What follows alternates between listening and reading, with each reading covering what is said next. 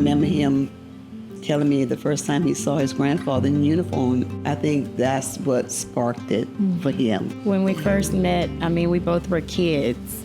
He always had someone that he looked up to and mimicked, and for him it was the men in the police department. Most kids at that age were playing on the streets, riding bikes. Segus was riding in a police unit. Sometimes you don't see until it's a forethought, like how big of an impact somebody can make on a community. And that's exactly what Segus did. He was the definition of selfless service. He was always putting others above himself. I got rid of some kids' clothes, gave it to him to go bring to Goodwill. Of course, he always had to look to see what she was throwing away, but he said he found some shoes that was for his son, and he said, I'm not giving him. He would put it in the back of his unit. One day he said he pulled up to a store, and it was cold, and he said he saw a young man standing in front of the store with some flip-flops on. He gave him the shoes, and they put it on, and he said, Mama, he said, it gave him so much joy to see somebody so happy to have a pair of shoes. Little things he did, bringing little crosses to the kids and stuff like that at school, and very much in tune with the community.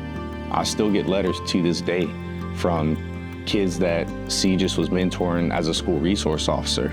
I don't think it was so much police work. I think it was more so serving and protecting, and I think that just came natural to him. He loved to pour into people. He would spend all day just sitting with people in his precinct. His ability to be so welcoming with everyone and have everyone receive him in the same way, despite him doing the job that he did, is what made him different. Even if he was arresting somebody and booking them into jail, I would show up and he's dapping up the person, he's shaking hands with the person he's arresting and stuff like that. You thought you was going to the hospital. We're going to a Zydeco party, baby. Yeah. Ho, ho, ho, ho, ho. Ho, ho, ho, ho.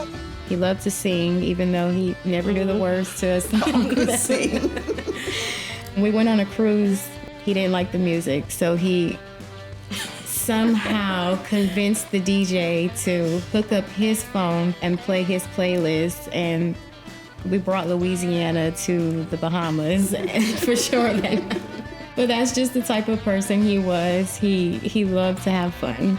He loved to spend whatever ounce of energy he had left with his kids. Whether he worked 16 hours, 18 hours, he would use those last 2 hours, come home and throw clothes on and sit by the pond with the boys and fish, ride the four-wheeler down the road, even though he knew he wasn't supposed to, just to have that little bit of time. He was the light in the room. When he walked in, you had no choice but to notice him. His smile, his laugh, his jokes, how he was able to make sometimes the hardest situations feel like the easiest thing to go through. For the past 20 plus years, he's been my life. An amazing best friend, amazing father, amazing son, brother, friend, uncle. He was always one, if you needed anything, he was there. Anytime I needed something, I could call on Segus to go check on my kids or my house or take care of my family when I was away and vice versa. We took care of each other. And I love that our children looked at us as role models. I remember us talking like, how cool is that? We are our kids' role models. Like, man, we're doing something right. If you ever want to know what my dad was like, look at his kids, because we are definitely his reflections. He cared more so for his family and the community and everyone else. And he prioritized taking care of others before he took care of himself or worried about any of his needs. He was a provider. That's the type of person that deserves something as prestigious as this. Segus was my life. He was an amazing person. He was my superhero. That's his contact name in my phone and always has been. He's my superhero. He forever will be.